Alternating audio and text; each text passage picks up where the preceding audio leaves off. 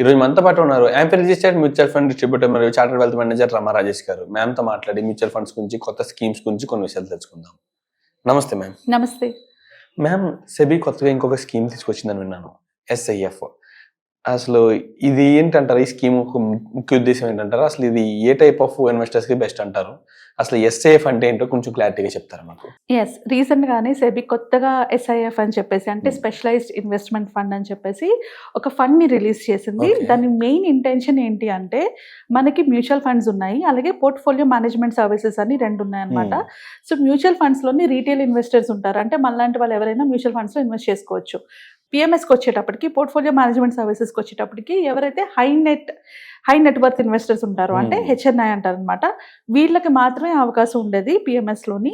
So ఇప్పుడు ఏమవుతుందంటే, investors ఎక్కువ మంది ఇన్వెస్ట్ చేస్తున్నారు, కాకపోతే వాళ్ళకి కరెక్ట్ ఐడియా లేక స్టాక్ మార్కెట్లో వీటిలో ఇన్వెస్ట్ చేసుకొని చాలా మంది లాస్ అవుతున్నారు. సో ఈ గ్యాప్, అంటే ఇక్కడ పిఎంఎస్ సర్వీసెస్ చాలా మంది తీసుకోలేరు, బికాస్ వాళ్ళ దగ్గర అంత డబ్బులు లేవు. అలాగని మ్యూచువల్ ఫండ్స్ మీద పెట్టేదాని మీద ఎక్కువ అమౌంట్ ఉంది. అంటే మ్యూచువల్ ఫండ్స్ అంత పెడుతున్నాను కదా, నాకు నాలెడ్జ్ వచ్చింది కదా, నేనే అడిషనల్ ఇన్వెస్ట్మెంట్ చేసుకుంటే ఎలా ఉంటుందనే కదా స్టాక్ మార్కెట్లో పెట్టుకుంటున్నారు. ఈ గ్యాప్ ఏదైతే ఉందో, అంటే మన పిఎంఎస్కి అండ్ రీటైల్ ఇన్వెస్ట్మెంట్ మ్యూచువల్ ఫండ్లో ఇన్వెస్ట్ చేసే వాళ్ళకి గ్యాప్ ఏదైతే ఉందో, ఈ గ్యాప్ని ఫిల్ చేయడానికి ఈ కొత్త స్కీమ్, స్పెషలైజ్డ్ ఇన్వెస్ట్మెంట్ ఫండ్ అన్న కొత్త స్కీమ్ని రిలీజ్ చేసింది.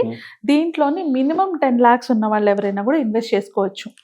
సో 10 lakhs నుంచి 50 lakhs లోపు ఉన్న వాళ్ళందరూ ఇందులో పెట్టుకోవచ్చు అనమాట. ఇది similar to portfolio management services, కాకపోతే ఇక్కడ మనకి ఏంటంటే బెనిఫిట్ తక్కువ, అంటే కొంచెం 10 lakhs అమౌంట్ ఉన్న వాళ్ళు కూడా ఈ సర్వీసెస్ని తీసుకోవచ్చు. సో దీంట్లో మనకి 3 types ఉంటాయి, అంటే ఓపెన్ ఎండెడ్ ఫండ్స్ ఉంటాయి, క్లోజ్డ్ ఎండ్ ఫండ్స్ ఉంటాయి, ఇంటర్వెల్ బేస్డ్ ఫండ్స్ కూడా ఉంటాయి అనమాట. అంటే ఏంటంటే ఓపెన్ ఎండెడ్ అంటే ఏంటి, మనం ఎప్పుడైనా ఇన్వెస్ట్ చేసుకోవచ్చు, ఎప్పుడైనా ఎగ్జిట్ అవ్వచ్చు. అదే క్లోజ్ ఎండ్కి వచ్చేటప్పటికి మనం ఒక్కసారి మాత్రమే వాళ్ళ ఇన్వెస్ట్మెంట్కి ఆప్షన్ ఇస్తారు, తర్వాత వాళ్ళు మేనేజ్ చేస్తూ ఉంటారు. ఇంటర్వెల్ ఏంటంటే ఆన్ అండ్ ఆఫ్, ఒకసారి ఎలా చేస్తారో ఒకసారి ఆపుతారు, అట్లా అనమాట. సో ఇందులోని మనకి ఓన్లీ ఈక్విటీయే కాదు, ఓన్లీ డెటే కాదు, ఆర్ఐఐటీస్, ఇన్వెస్ట్ ఐఎన్విఐటీస్, వీటన్నిటిలో కూడా పెట్టుకోవచ్చు. అంటే మల్టీ సెక్టార్ అనమాట, మల్టీ సెక్టార్లో ఇన్వెస్ట్ చేసుకోవచ్చు. దీనికి కూడా మనకు ఒక ఫండ్ మేనేజర్ ఉంటారు, వాళ్ళు మేనేజ్ చేస్తారంటే these are qualified and certified professionals అనమాట.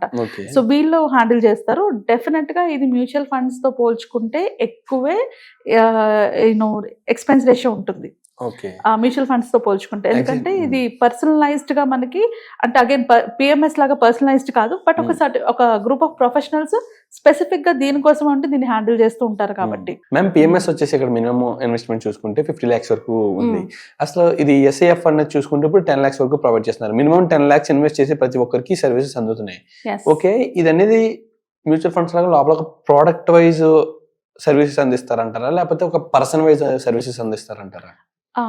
ఇది very important question. Actually PMS లో మనకి ఏమవుతుందంటే పర్సనలైజ్ సర్వీస్ ఉంటుంది, బట్ ఇందులో వచ్చేటప్పటికి ఇది డిజైన్ అయిపోయిన ప్రోడక్ట్ అనమాట. సో దీన్ని పర్సనలైజ్డ్ కాదు, but at the same time multi sectors, not only equity, not only debt, not only ఇవి కాకుండా మనకి మల్టీ సెక్టార్స్ ఉంటాయి అనమాట. లైక్ ఐ సెడ్ ఆర్ఐఐటీస్ లో కానీ, ఐఎన్విఐటీస్ లో కానీ, వీటిలో కూడా వాళ్ళు ఇన్వెస్ట్ చేస్తారు. మల్టీ ఎక్స్పోజర్ ఉంటుంది, దీనికి స్పెసిఫిక్ టీమ్ ఉంటుంది, అండ్ ఇది కొత్తగా లాంచ్ చేశారు కాబట్టి దీని మీద ఎక్కువ ఫోకస్ కూడా ఉంటుంది. ప్రొఫెషనల్ మేనేజ్మెంట్ ఉంటుంది.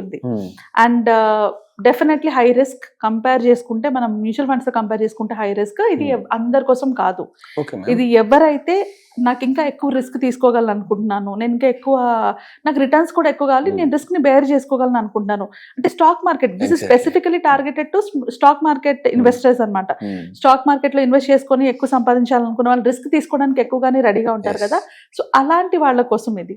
This is not for regular people గా, ఇది ఎవరైతే ఎక్కువ రిస్క్ బేర్ చేయగలరో అలాంటి వాళ్ళకి. అండ్ అలాగే మనకి సెబీ అండరే వర్క్ అవుతుంది కాబట్టి రెగ్యులేటరీ కూడా మనకి ఏం ప్రాబ్లం ఉండదు.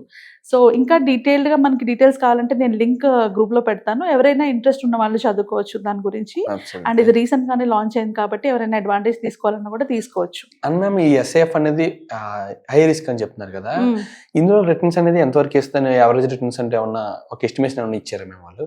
అలా అయితే ప్రస్తుతానికి అయితే ఏమి ఇవ్వలేదు, but what they believe is definitely mutual funds మీద మంచి రిటర్న్స్ వస్తాయనే పాయింట్ లోనే ఉన్నారు. Thank you ma'am, thank you very much ma'am. Thank you.